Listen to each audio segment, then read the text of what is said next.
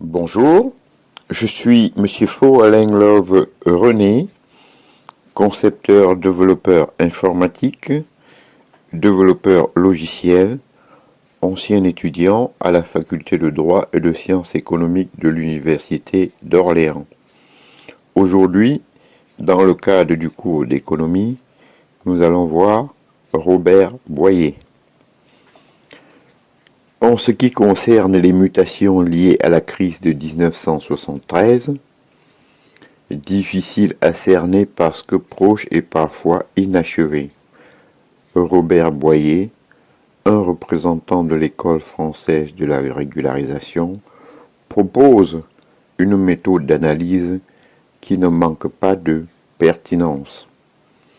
Ces mutations sont brouillées par des décalages géographiques et chronologiques et des interférences entre trois phénomènes de pesanteur, d'innovation et de résurgence. La pesanteur est donnée par l'inertie du mode de régularisation antérieur. C'est l'ancien qui a du mal à disparaître. Ainsi, le mode de production fordiste reste-t-il très développé malgré ses limites en voie d'extinction au nord.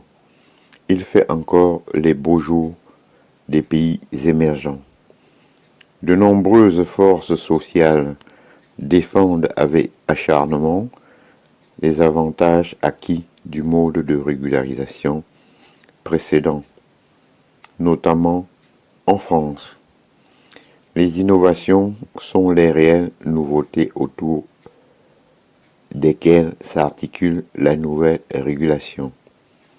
Automatisation de la production, primauté des services et de l'information, le glissement des anciennes méthodes de travail fordistes vers des activités de service.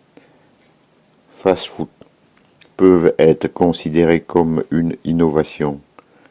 Le phénomène de résurgence est celui qui pose le plus de problèmes.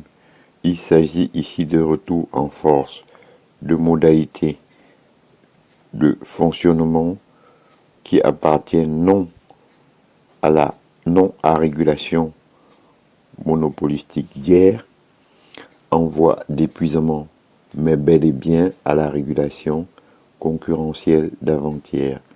Ce qui apparaît nouveau est simplement ce qu'on avait oublié. Ainsi, le switching system ou système de sueur, production fondée sur le travail harassant, le travail des enfants, la précarité, l'individualisation du contrat du travail, semble nous permettre non à l'heure de nos pères, mais à celle de nos grands-pères.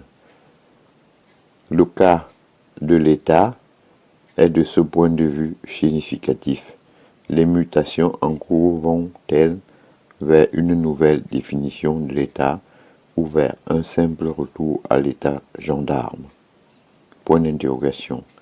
Le développement du télétravail est une innovation ou le retour au domestique système de nos ancêtres?